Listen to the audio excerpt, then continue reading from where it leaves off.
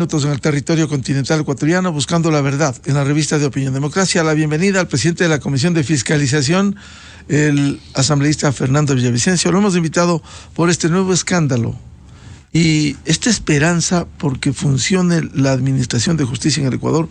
Vemos cómo se actúa en Estados Unidos. Allá Fernando Villavicencio ha enviado documentación y en menos de 3-4 meses se actúa, se procesa, se detiene, salen con fianza. Esa es la dinámica en Estados Unidos, pero en otras condiciones frente al Ecuador.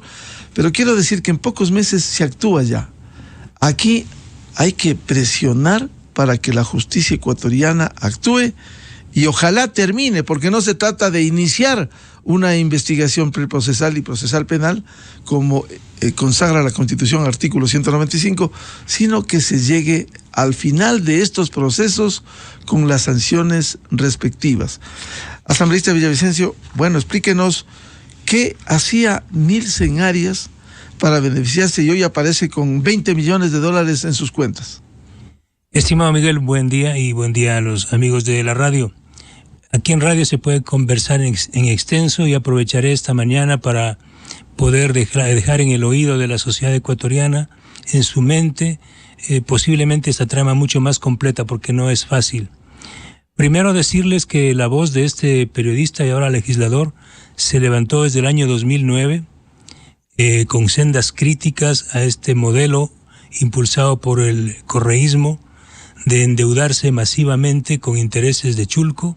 Estamos hablando de 7-8% de interés, que es el doble o el triple de los intereses que nos cobran los multilaterales tradicionales. Y claro, esta modalidad que ensambló el correísmo, que decía, y Correa lo decía prácticamente así: nosotros tenemos recursos naturales, tenemos petróleo, pero no tenemos dinero. Los chinos tienen dinero. Entonces aquí vamos a ganar. Armamos una alianza estratégica con el gobierno chino, ellos nos prestan el dinero y nosotros les entregamos el petróleo que ellos necesitan. Esto fue un discurso muy bonito. Entonces vinieron los abrazos entre los dos gobiernos y todos pensamos que iba a ser así, que el gran dragón asiático iba a ayudar a este pobre paria ecuatoriano, ¿sí?, a salir de su enorme crisis. Pero resulta que este dragón asiático acabó devorándose a este pobre conejo ecuatoriano. ¿Y cómo funcionó esto? China nos prestó $19,000 millones, China y Tailandia, repito, a intereses del 7 y el 8%. Este dinero en gran medida fue utilizado para construir obras faraónicas, muchas de ellas inservibles, inútiles, como la refinería del Pacífico, la repotenciación de la refinería de Esmeraldas, Toachi Pilatón, entre otras. Este dato también es importante. Y el resto de la deuda fue destinado de forma inconstitucional e ilegal para gasto corriente, porque tú sabes, Miguel, que la deuda externa solo puede ser orientada a proyectos de inversión, no al gasto corriente. No existe autorización de la Asamblea Nacional, tampoco de la Corte Constitucional, para haber llevado adelante este proceso agresivo de endeudamiento. Entonces aquí tenemos una figura delictiva que fue ensamblada por un decreto ejecutivo de Rafael Correa, el decreto 466, con el que autoriza la contratación de líneas de crédito y que esta deuda se pague con petróleo. ¿Pero con qué petróleo? Todo el mundo pensaba que el petróleo, en realidad los chinos necesitaban nuestro petróleo, pero todo fue una mascarada, fue una farsa. Atrás de esto lo que estaba es ensamblado de antemano, con la colaboración de potentes intermediarios ecuatorianos, entre ellos Enrique Cadena Marín, y ahora confirmado porque están procesados en Estados Unidos, los hermanos Antonio y Enrique Perey y Casa. Ellos fueron los que armaron junto a Raymond Kochut y la compañía intermediaria Gumbor, de origen ruso, vinculada a Vladimir Putin, toda la intermediación del petróleo. Entonces, aparentemente, Ecuador tenía que entregar el petróleo a China en papeles, pero en la práctica China firmó sendos contratos con bancos europeos y con la empresa Gumbor para que sea Gumbor y sus empresas asociadas las que intermedien nuestro petróleo, es decir, revendan nuestro petróleo. ¿A quiénes? A nuestros vecinos. Es decir, Correa contrató a los chinos para que los chinos contraten a rusos y los rusos revendan nuestro petróleo a Perú, a Chile, a Panamá y a Estados Unidos, en el propio mercado ecuatoriano. Y aquí viene la trampa que yo acabo de revelar en un tuit, con una decisión del directorio de Petroecuador, se ensambló una figura de fórmulas absolutamente esotéricas para entregarles el petróleo a precios inferiores a los del mercado. Esto se ha confirmado en las investigaciones realizadas por la Comisión de Fiscalización y también por la propia empresa Petroecuador. Estas fórmulas fueron elaboradas por Nielsen Arias, el equipo de Semplades del directorio de Petroecuador, con la colaboración de dos consultoras transnacionales, la una Hogan & Lovells, que acaba el gobierno de Guillermo Lasso nuevamente de contratarla, lo cual es infame, y también con la firma Arthur de Little, que también acaba el gobierno del presidente Lasso de contratarla para que lleve adelante la fusión de Petroecuador, entre otras. Estas dos empresas constan identificadas por la Contraloría General del Estado de haber elaborado estas fórmulas nefastas que generan un perjuicio de $4 por barril. ¿Cuántos millones de barriles comprometió Correa para pagar estos 19.000 millones de dólares de deuda externa? 1.325 millones de barriles, escuchen la cifra, 1.325 millones entre el año 2009 y el año 2024. Ahora Guillermo Lasso acaba de ampliar los plazos hasta el año 2027. Si ustedes, estimados amigos, a esta hora del desayuno, que en algunos hogares no habrá, toman un lápiz o su memoria rápida, 1.325 millones de barriles por $4 es la cifra demencial enloquecedora de casi 5.000 millones de dólares que se llevaron a la vena estos sinvergüenzas, porque no hay otro término para decirlo. Entonces, lo que ahora ha descubierto la justicia americana, gracias a los documentos que yo entregué, no lo he dicho antes porque ya me hubiesen dicho que soy agente de la CIA, el año 2012 yo presento la primera denuncia a la Fiscalía General del Estado, a este sinvergüenza de Galo Chiriboga Zambrano, a este sinvergüenza, y lo digo con mayúsculas, en contra de Nielsen Arias, de PetroChina, estamos hablando de apenas 2 años que había empezado esta trama siniestra, para que investigue. ¿Sabe lo que hizo este sinvergüenza de Chiriboga? Archivó la denuncia que yo presenté con todos los documentos, revelando todo esto. Los mismos documentos que le sirvió a Estados Unidos hace poco tiempo para procesar a Nielsen Arias. Los mismos documentos. Luego, el año 2013, yo escribo el libro Ecuador Made in China y revelo cómo la empresa Gumbor de Raymond Kohut estaba operando en Ecuador. Y recibo una llamada de agentes de la Fiscalía de Manhattan, fiscales de Manhattan, y me invitan a Nueva York. Entonces, ante la ausencia absoluta de justicia en este país, yo fui a Nueva York y hablé con 5 fiscales y le entregué la información, y los primeros datos que yo revelé justamente son la existencia de este ciudadano Raymond Kohut, Enrique Cadena, Antonio Peré y los vínculos con la compañía Gumbor. Estados Unidos estaba investigando entonces las operaciones de Gumbor, porque Gumbor es una empresa vinculada a Vladimir Putin. Esta información fue valiosa y entiendo que a partir de esa información que facilité, la Fiscalía de Nueva York empezó a investigar este caso. Lo que no hizo el sinvergüenza de Galo Chiriboga Zambrano, tío de Rafael Correa. Luego, el año 2013, yo pensando que Rafael Correa, bueno, siempre uno duda, ¿no? A lo mejor el señor presidente tiene tantas ocupaciones y no está al tanto de esta trama siniestra. Le remito una carta de 7 o 8 páginas que lo he hecho público ayer, con 400 documentos de respaldo, 400 documentos de respaldo, diciéndole: señor presidente Rafael Correa, es posible que usted no conozca, pero esta trama corrupta de PetroChina funciona así. Y le adjunté aproximadamente unas 70 páginas de transferencias bancarias realizadas por la compañía Gumbor y Taurus a las cuentas de Enrique Cadena Marín. ¿Qué hizo el presidente Rafael Correa de entonces? Ordenó allanar mi casa la Navidad del año 2013 y robarse todos mis documentos de una forma brutal e iniciarme una acción penal por supuestamente haber publicado información reservada. Esta fue la reacción del gobierno. Perdón, un paréntesis. Ahora dice que no conoce a Nielsen Arias. Cuando aparecen fotografías, el expresidente prófugo, que fotografías con Nielsen Arias y él dice que no lo conoce. Claro, también decía que no conoce a Alex Bravo. Después yo presenté el video donde decía, hola querido Alex, que no conocía a Pedro Delgado. Qué cinismo, ¿no? Que se fue, que ya mismo vuelve. Que ya vuelve, dice, hasta ahora sigue en el matrimonio, ya tiene hasta nietos, creo, Nielsen, como es Pedro Delgado. Él desconoce hasta a su madre, y él mismo se ve en el espejo y dice quién es este delincuente que está aquí, prófugo. Además no estoy diciendo ninguna mentira.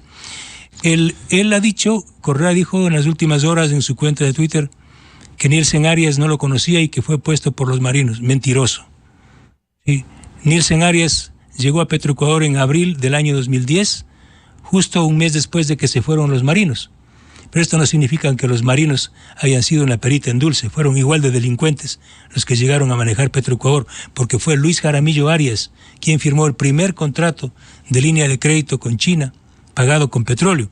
Yo he exhibido ayer una foto en uno de los medios de comunicación de acá. En esta foto del año 2009 aparecen todos estos personajes liderados por Rafael Correa, el embajador Cai Rongguo de China, el representante del Banco de Desarrollo de China y de Petrochina. Están reunidos aquí en Quito negociando la primera línea de crédito con Petrochina y con el Banco de Desarrollo de China, pagado con petróleo a precios descontados. Miguel, aquí, según el informe de la Comisión de Fiscalización, que además debo decirlo, el gobierno no apoyó, ¿recuerdas? Uh-huh. El gobierno de Lasso votó en contra.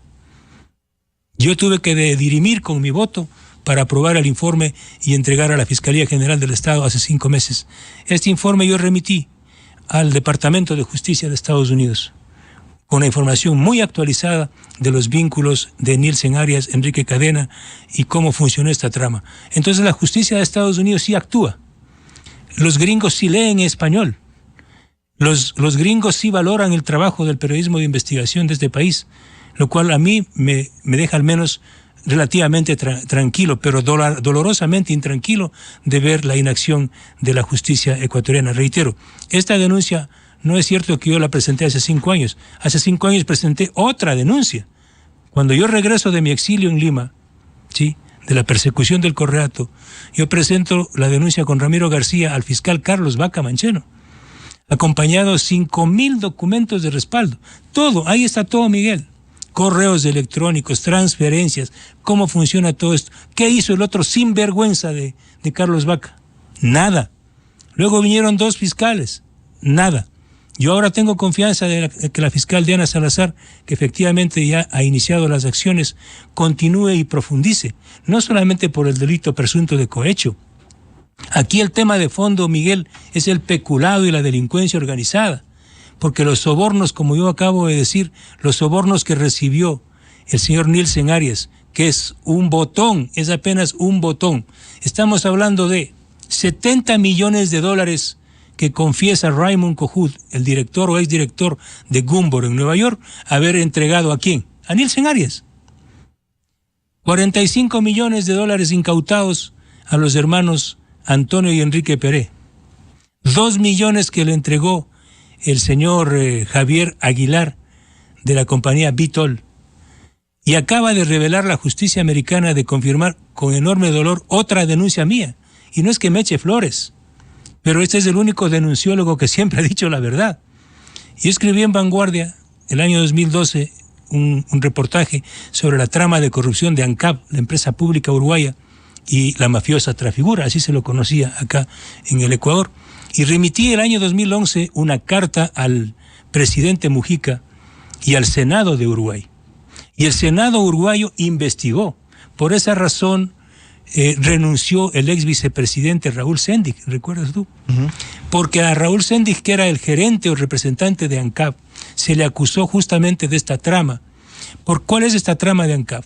Correa impulsa un acuerdo entre Ecuador y Uruguay. Dice, y lo mismo que con China. Ecuador tiene petróleo, entonces nosotros les damos el petróleo a los uruguayos refinan nuestro petróleo en la refinería de La Teja, así se llama en esta refinería, y nos entregan combustibles.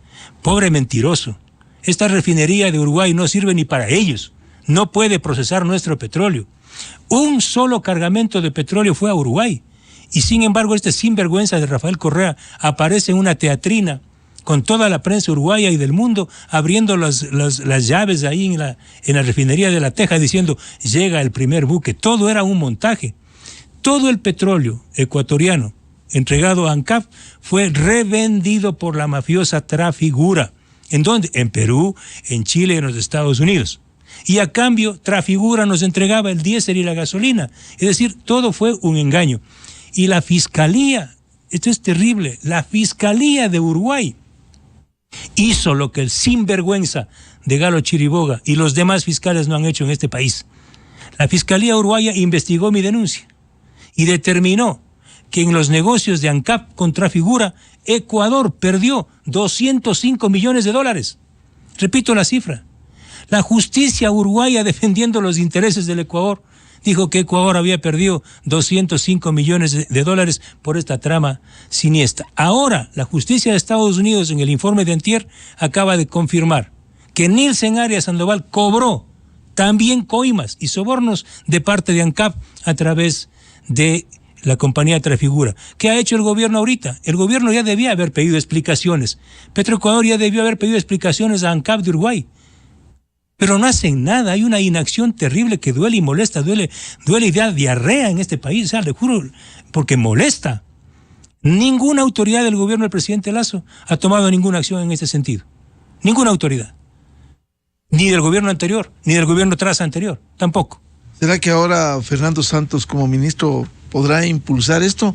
Porque estas denuncias demuestran la impotencia del Estado ecuatoriano para actuar. Por ejemplo, ¿quién puede creer que de esto no sabía nada Rafael Correa? ¿Cómo se lava las manos? Pues él fue el autor intelectual. Él firma un decreto. ¿Quién elabora el decreto? ¿O era tan tonto que dice que le pasaban por debajo? Alexis Mera, no, él negoció directamente. Ahí está toda la información. Él negocia directamente, además con el apoyo de quién, de los genios y de los senseis de Semplades. Ahí usted tiene, sí, Miguel, precisamente nombres. Le iba a preguntar, aquí aparece en fecha de diciembre de 2014 los que firman: el Patricio Rivera, prófugo también, delegado permanente del presidente Rafael Correa ante el Comité de Deuda y Financiamiento; Fausto Herrera Nicolalde, ministro de Finanzas; Pavel Muñoz López, ¿es el mismo candidato ahora a la alcaldía de Quito, Pavel Muñoz López? Creo que es el mismo, sí. Pavel Muñoz López, secretario nacional de Planificación y Desarrollo, él fue secretario de Semplades; Carlos Barrionuevo Toaza, subsecretario de Financiamiento Público, subrogante secretario del Comité de Deuda y Financiamiento. Ellos son los que están en el decreto. Ellos son los que firman, ellos firman esto como miembros del Comité de Deuda, porque el Comité de Deuda está integrado por un representante del presidente, un representante de Semplades, del Ministerio de Finanzas. Y entonces, ¿quiénes están suscribiendo? ¿Quiénes están aprobando? Es una línea de crédito con el Banco Industrial y Comercial de China pagada con petróleo. ¿Sí? ¿Quién aprueba? Ahí está el señor Herrera, el señor Rivera, que está asesorando a Maduro, el señor Pavel Muñoz, que ahora quiere ser alcalde y resolver los problemas. Entonces, esto es lo interesante. Nielsen Arias nunca pudo haber negociado los contratos solito y haber recibido los sobornos solito, porque aquí quienes le autorizaron fue Semplades. Semplades, el gran órgano de planificación. René Ramírez aparece en decenas, si no me equivoco, de resoluciones aprobando líneas de crédito con China y otros. Es decir, Semplades aprueba, luego pasa al Comité de Deuda. El Comité de Deuda está integrado por esta gente. ¿Quiénes son los que están atrás? Obviamente el secretario jurídico de la presidencia, Alexis Mera, y Rafael Correa, porque tiene su delegado directo, y él mismo, y el directorio de Petroecuador, que estaba integrado por el ministro de Energía, el gerente de Petroecuador, el ministro de Finanzas, el delegado del presidente, ¿y quién? El hombre que manejó todo el sistema, que se llama Jorge Glass Espinel, y quien lo reemplazó en el Ministerio Coordinador de Sectores Estratégicos, su amigo del alma, Rafael Poveda. ¿Y qué será de él? Tampoco aparece. Este señor creo que anda en Chile, pero este señor tiene un rol muy particular, porque su primo hermano, Bayardo Poveda Camacho, era el representante de la compañía Taurus y de Gumbor aquí en el Ecuador. Es decir, el que firma los endosos de los cargamentos de petróleo. Ecuador le entrega en papeles los cargamentos de petróleo a China, ¿verdad? Pero China endosa estos cargamentos de petróleo a los bancos europeos y a Gumbor. ¿Y quién endosa a nombre de Petrochina? Es el primo hermano del ministro coordinador en un acto de colusión. ¿Y quién era el señor abogado Bayardo Poveda? Del estudio jurídico Bustamante y Bustamante, los asesores de Jorge Glass Espinel. Más claro, como que hoy es miércoles.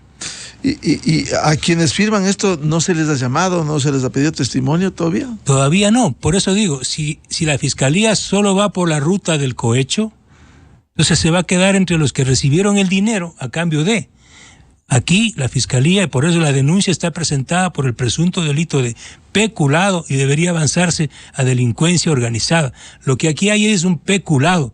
4.700 millones de dólares le robaron a este país en estos contratos de endeudamiento con China pagados con petróleo.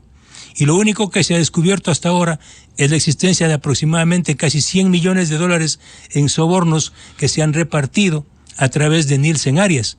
Pero esto es muy poco. Aquí lo que hay que identificar es dónde está el origen del dinero sucio.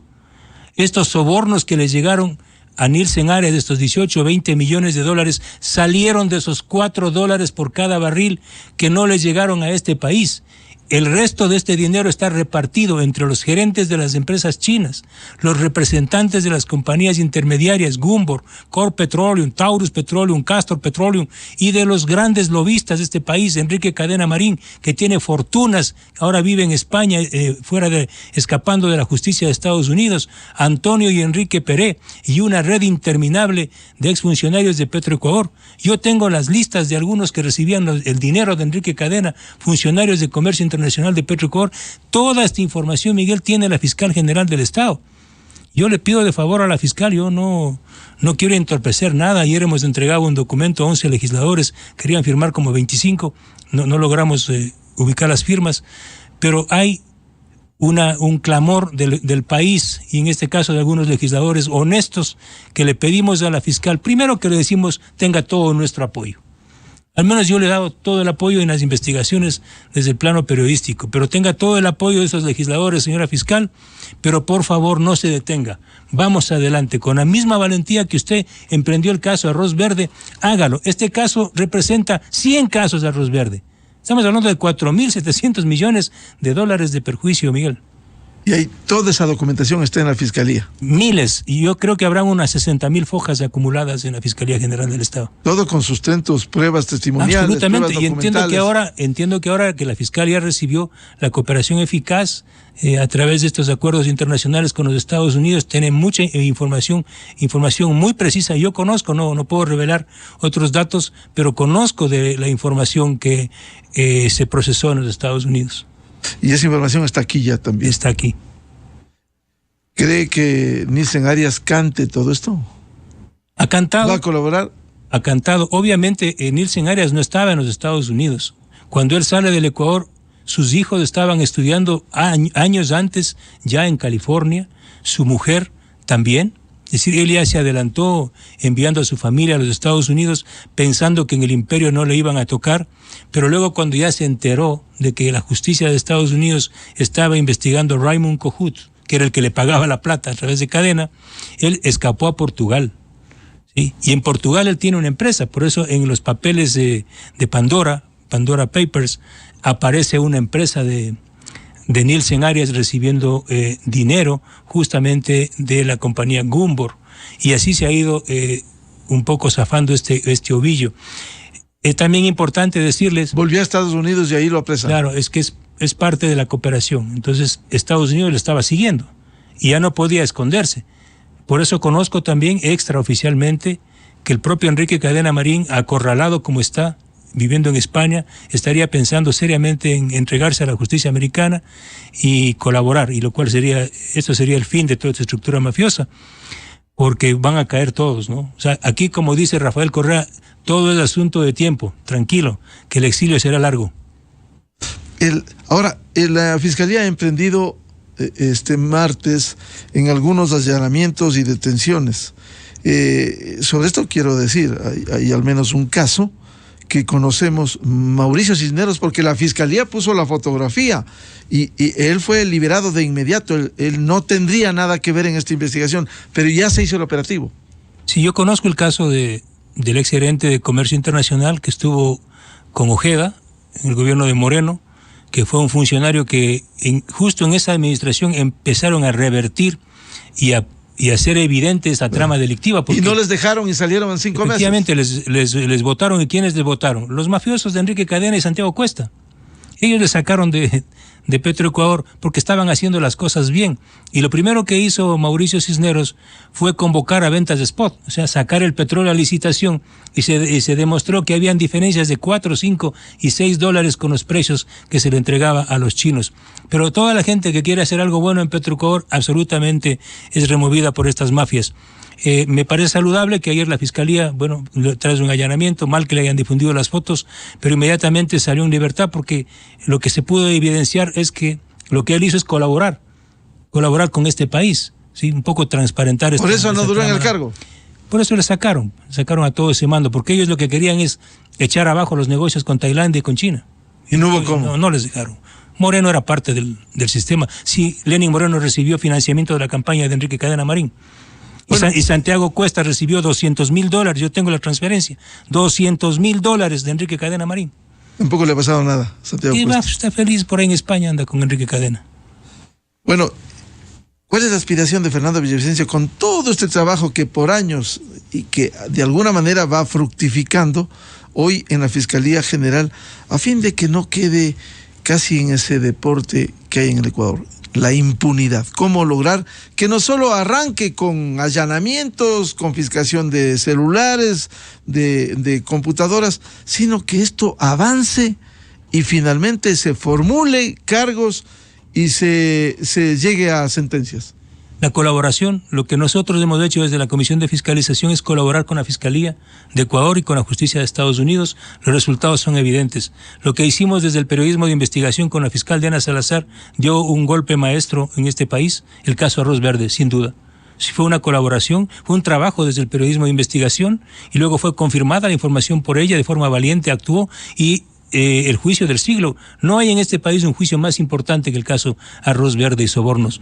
Los 20 empresarios más grandes y los políticos más grandes de este país están sentenciados, presos algunos y otros prófugos. Sin duda fue el mayor juicio de la historia. Yo creo que con la fuerza de Arroz Verde, la fiscal Diana Salazar debe saber que aquí hay un país que le va a respaldar. Este caso es emblemático, porque lo que se ha hecho con el petróleo del Ecuador durante el gobierno de Correa es el mayor festín.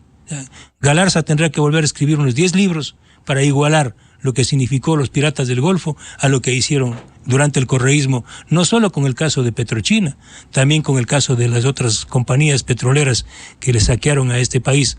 Entonces lo que yo estoy haciendo desde la Comisión de Fiscalización es intentar ganarme el sueldo dignamente, pese a toda la represión y el ataque que viene desde el correísmo en la propia Asamblea y desde afuera. El informe de la Comisión de Fiscalización tiene 440 páginas y cerca de 20,000 documentos de respaldo. Todo eso yo lo entregué a la Justicia de Estados Unidos y a la Fiscal General del Estado. Ahí están los nombres, cerca de 80 nombres que deben ser investigados y procesados, no solo por cohecho, sino, reitero, por peculado y delincuencia organizada. ¿Hay un buen material como para que se luzca la Fiscalía y luego la Administración de Justicia? Yo creo que incluso con mayor brillo que en Arroz Verde la fiscal Diana Salazar. Porque es mayor el daño irrogado. Y porque estamos hablando de delincuencia transnacional. China utilizó al Ecuador para montar una estructura delictiva. China no llevó un solo barril de nuestro petróleo a sus refinerías. China utilizó a un pequeño país para enriquecerse y enriquecer a una banda de delincuentes. China utilizó bancos europeos. Los bancos europeos son los que pusieron la plata, Miguel. Yo tengo los documentos. O sea, China no puso un centavo. China lo único que hizo es prestar el banco y cobrar un fee. Los bancos europeos, Paribas, Natixis y otros, son los que revendieron nuestro petróleo porque los chinos les entregaron nuestros contratos a los bancos europeos y a Gumbor. Ellos revendieron nuestro petróleo. Por eso es que todos los conocimientos de embarque de nuestro crudo aparecen a nombre de los bancos europeos y de Gumbor. ¿Por qué? ¿Por qué no están a nombre del Banco de Desarrollo de China? Porque la plata no vino de China. Compatriotas, lo que hizo el correísmo es brutal. Los chinos nos prestaron nuestra propia plata con intereses de chulco, porque ellos prevendieron nuestro petróleo. Si usted tenía un contrato, Miguel, de 100 millones de barriles de petróleo, usted va a un banco y le dice, oiga, préstame 100 millones, tome. Entonces ellos cogieron ese dinero, nos prestaron a nosotros con intereses del 8%, y nosotros saludando, ¡viva China! ¡Viva China! Y con esa plata, Miguel, construyeron proyectos faraónicos que no sirven para nada. ¿Coca-Cola Sinclair? ¿El más emblemático? No, con esa plata del petróleo, por ejemplo, las escuelas y colegios del Milenio, los edificios que se caen aquí a pedazos, la refinería del Pacífico que no existe, el proyecto Toachi Pilatón, con esa plata. Es decir, la estafa que se generó por este endeudamiento masivo es de locos, porque gran parte del dinero fue desviado a inversiones que no sirven, a obras que no sirven, y otra parte a gasto corriente. Yo le consulté a la Corte Constitucional para sacar el informe. Si la Corte Constitucional calificó o aprobó las líneas de crédito, me dijo que no. Pregunté a la Asamblea Nacional si se aprobó las líneas de crédito, me dije no. Es decir, fue un endeudamiento ilegal, inconstitucional, todo manejado vía decreto. ¿Por quién? Por Rafael Correa Delgado. Los decretos están ahí. Ese decreto 466 le puede costar un largo exilio a Rafael Correa.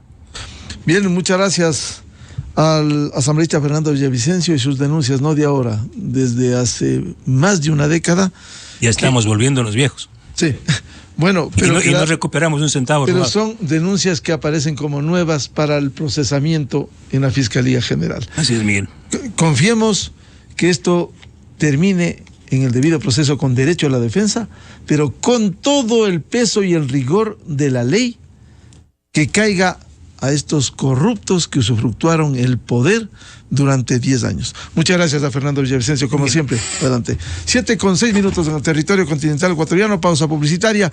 Ya volvemos con el director del SNAI para hablar sobre los incidentes en cárceles de Guayaquil y Esmeraldas. Miguel Rivadeneira en la revista de Opinión Democracia. Inicio de espacio promocional y publicitario. Celebra cada ahorro como un gol.